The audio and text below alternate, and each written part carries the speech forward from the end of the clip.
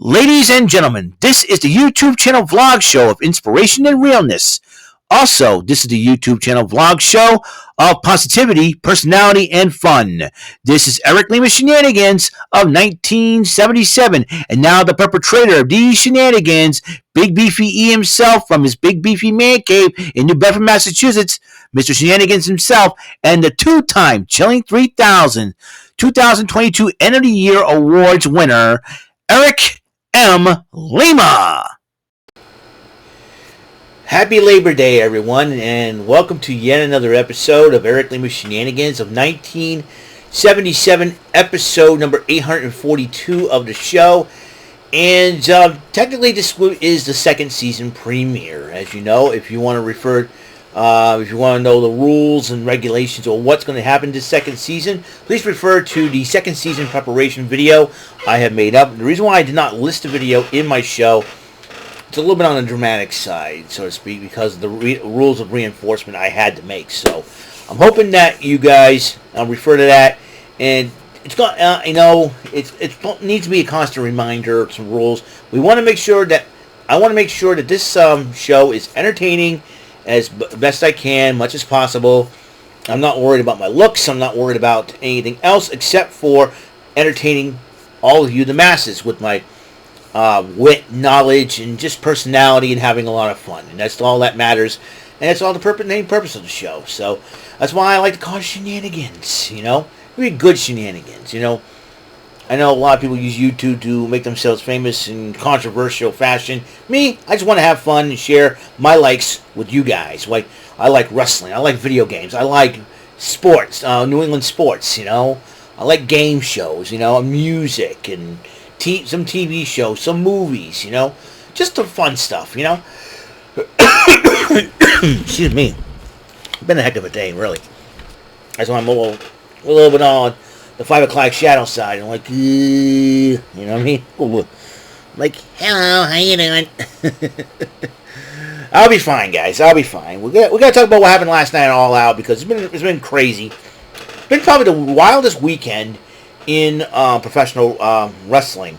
Before I talk about All Out, we got word, and another celebrity death, unfortunately. Steve Harwell, the lead singer of Smash Mouth, has passed away due to liver failure at the age of 56 years old. Some of the songs Smash Mouth has done, like Walking in the Sun, Then the Morning Comes, All Star, obviously. Did remake of the Monkees' I'm a Believer, which is one of my favorites songs that he did. And Steve Harwell, rest in peace, rest in peace, sir. Condolences and prayers go out to the rest of the band members of Smash Mouth and Steve Harwell's family and friends. He is going to be missed. The music, Smash Mouth, we've been losing a lot of celebrities as of late, and it's gotten crazy. In the past couple of weeks, we lost. So between last week and this week, we lost basically 6, 7, 8 celebrities in that time span. Holy mackerel! I'm like, and today, today was 22 years ago. We lost Thuy Trang, who played Trini, the Yellow Ranger. She died in a car accident, getting prepared for her friend's wedding, and unfortunately, so prayers and condolences go out to her family and friends, as well as her castmates of Power Rangers. Also, today would have been Jason David Frank's 50th birthday, and here on Earth, and I know he is missed immensely.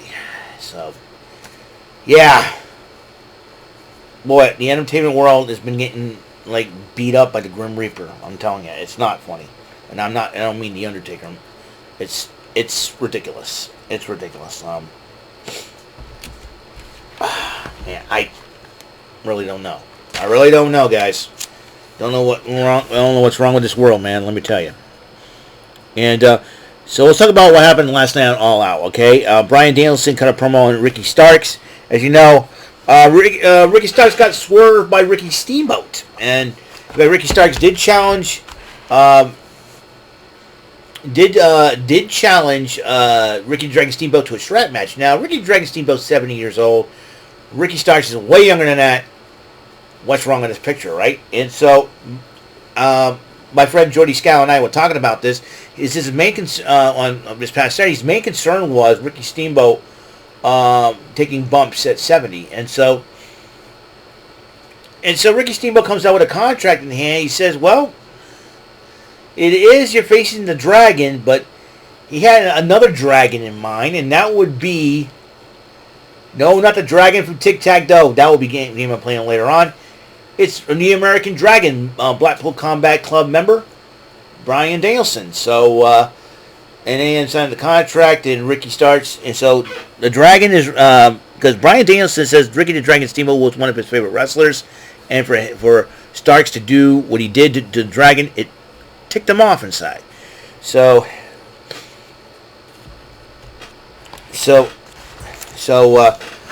Ricky Starks is going to be in for a world of hurting. Lexi Nair interviewed the Mogul Embassy because they're talking about who's going to win the over budget battle royal, which the winner gets $50,000 donated to his favorite charity. But Prince Nana says it's going to go to the Mogul Embassy Foundation. I was like, they're trying to be selfish about this. So anyways, Battle Royal started, and Hangman Adam Page has won it, and we'll find out later on what charity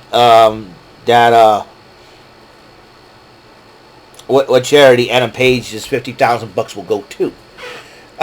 Women's trios matchup. Former AEW Women's Champ, two former AEW. A former AEW Women's Champion Hikaru Shida teams up with Sky Blue and former NJPW Strong Women's Champion Willow Nightingale to go up against the team of Diamante, Mercedes Martinez, and Athena with Billy Starks. Looks like Billy Starks is now a member of AEW / Ring of Honor. And Billy Starks is going, yay, and all that. They're telling her to stop it and all that good stuff. And so, and winner of that match, Sky Blue, Hikaru Shida, and Willow Nightingale ended up winning the matchup for the team. So, and Rush was talking to Jose Dralistico and Preston Vance. It looks like the new version of Los Facción Ingobernables have been formed between the four of them. So it seems to me that the trio's titles could be in serious jeopardy if these boys end up racking victory after victory after victory. But speaking of which, the trio's titles were on the line. The Acclaimed, along with Billy Gunn, Platinum Max Caster, and who called Planet Jarrett or Team Slatnuts the 2023 oddities, which is hilarious. So Paul Turner was in the ring, but then Billy Gunn says, "Hey, we've got a little problem here, and you know what? You're the problem. Can't trust you as referee because And so Billy Gunn decided to choose Aubrey Edwards as the referee to keep an eye on one person. That would be Karen Jarrett in ringside. It was Sanjay Dutt. He looks ridiculous in that Pistons outfit. I mean, come on, dude. Seriously. Right? But both of these guys got involved in the matchup. But then the Acclaim got some backup their own. The Worm, Dennis Rodman. And he said, well, you may have a wife, but she's looking at Dennis Rodman's Worm. I was like, oh, boy. So, anyways, and Dennis Rodman, well, helped even the score and the Acclaimed ended up retaining their trios titles. The main card is about to begin. Main card, the Ring of Honor Tag Team titles were on the line first. MJF and Cole versus Dark Order's John Silver, Johnny Hungy, the Meat Man, and Alex Reynolds, and then MJF was taken out by Alex Reynolds with a steel chair. So he was sent to the back, but Adam Cole fought his hardest. But MJF came back, ticked off, full of P&V. I still don't buy him being a face, but we'll see if that will be the case. And starts beating the snot out of Dark Order. They retained their titles against the Dark Order. But as MJF was going up the ramp, Samoa Joe was coming down for his TV title defense against Shane Taylor. He pushes MJF like he did in Brooklyn in NXT TakeOver Brooklyn. And before you know it, MJF remembered that. And he's like, no, that's it. He went after it, Samoa Joe.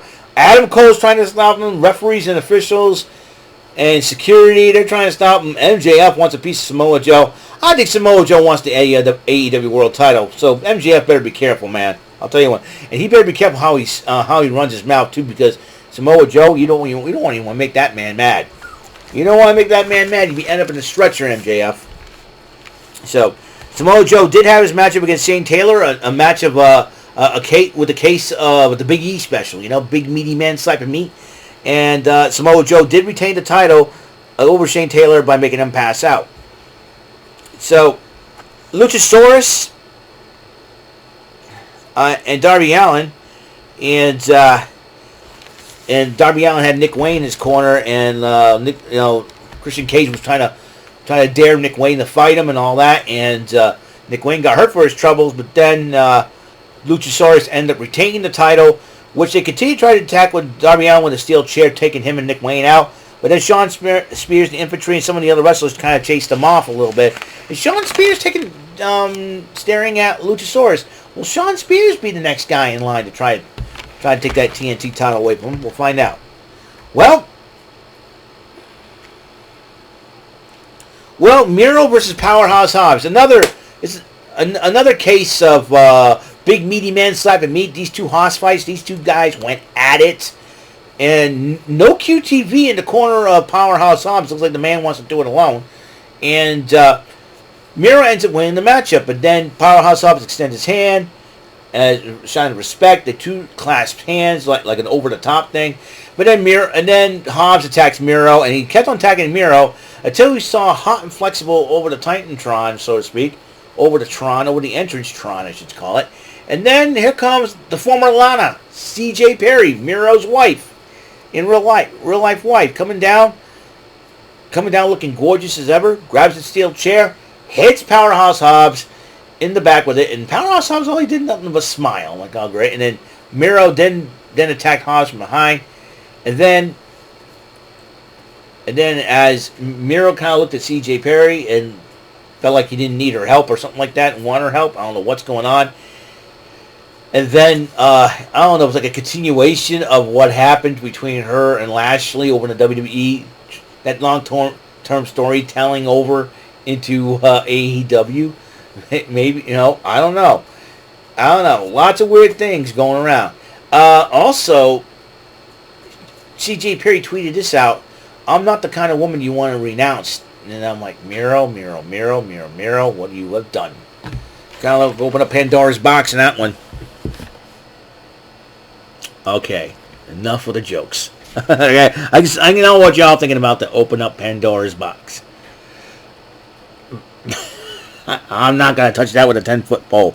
I got another joke. Oh, boy. Okay, Eric, shut up now. Shut up. Let's move on. We got another matchup. The TBS title was on the line. Chris Statlander defending against the Outcast Ruby Soho, who had Saraya, the AEW Women's World Champ, the new champ, in her corner.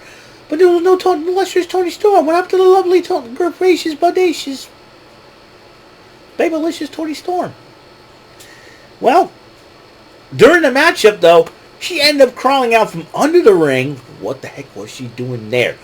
Throwing her shoe at the spiders and the ants and all the insects crawling on the ring. I don't know. Well, what?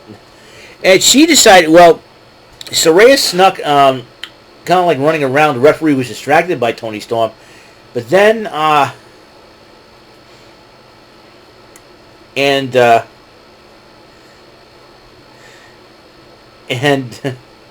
and then as Ruby Soho was about to use the spray on Chris Statlander, Tony Storm takes the spray away from Ruby Soho.